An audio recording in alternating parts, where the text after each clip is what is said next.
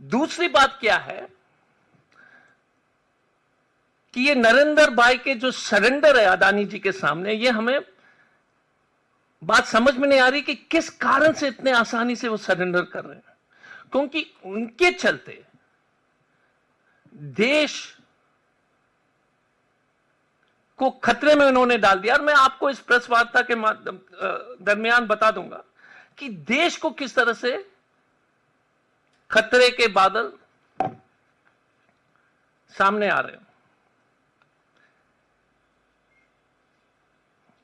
जितने भी हमारे एम्बेसीज हैं, डिप्लोमेटिक ओवरचर्स हैं,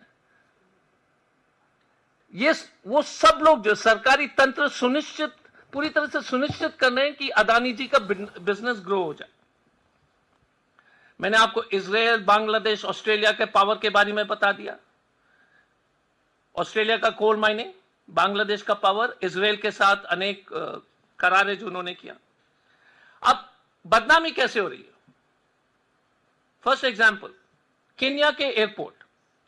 केन्या की नई सरकार ने कॉन्ट्रैक्ट कैंसिल किया गया कि ये फर्जी कॉन्ट्रैक्ट है, इसमें घूस दिया गया है। कॉन्ट्रैक्ट कैंसिल हो गया है। और यहां तक कि अदानी जी को अरेस्ट करने के लिए इन्होंने जो है पूरी तरह से केन्या में जो है तैयारी शुरू कर दी थी, लेकिन कहीं पर भी भारत के अखबार में कोई चर्चा नहीं है। हम तो इकोनॉमिस्ट पढ़ना, हम इकोनॉमिस्ट एक अंग्रेजी न्यूज लेटर मैगजीन है वीकली, हमारी जानकारी उससे आई है। Nobody in India wants to report कि the government of Kenya has cancelled the order of the Adani airport. Nobody.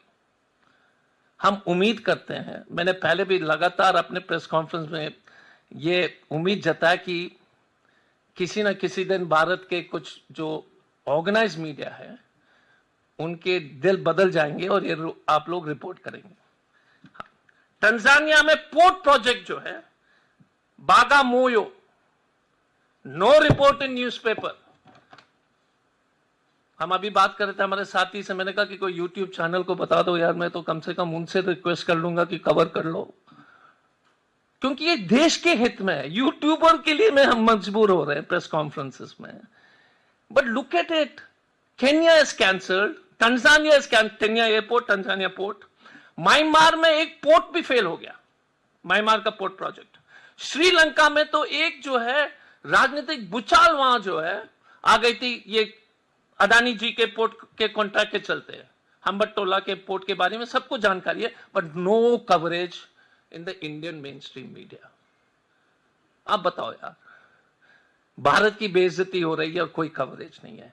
हमको बाहरी विदेश के अखबार से पढ़ करके जानकारी प्राप्त हुई, क्योंकि नरेंद्र ने सरेंडर कर दिया है।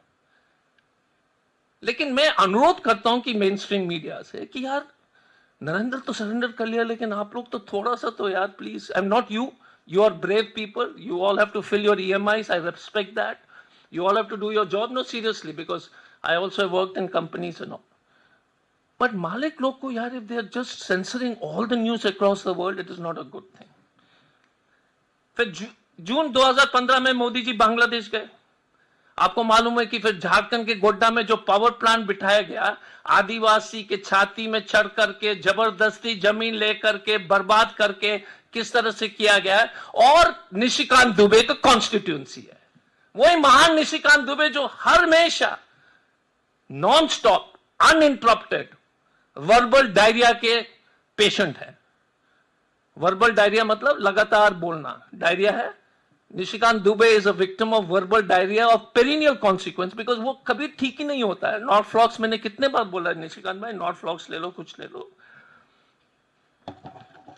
आप जितने भी कोल माइन्स है इस देश में, छत्तीसगढ़, अदानी एंटरप्राइज हो, अदानी ग्रीन एनर्जी हो, अदानी गैस हो, अदानी ट्रांसपोर्ट, और कोई इंडस्ट्री ग्रुप ही नहीं है, and still you will not cover. देश में कैपिटलिज्म एक अच्छी चीज है, कोई शिकायत नहीं है। रशिया की बर्बादी हो या भारत की बर्बादी क्रोनी कैपिटलिज्म से होगा, और आप लिख के ले लीजिए, और जैसे कुछ पत्रकार बोलते हैं कि लिख के ले लीजिए, 20 साल बाद याद आएगा, पर्स में डाल दीजिए, बट ये बैड फैक्ट है। कि देश को बर्बाद करने के भारतीय जनता पार्टी ने जिस तरह से क्रोनी कैपिटलिज्म और नरेंद्र ने सरेंडर किया इसके चलते। नौकरी नहीं है क्योंकि आपने सरेंडर कर दिया।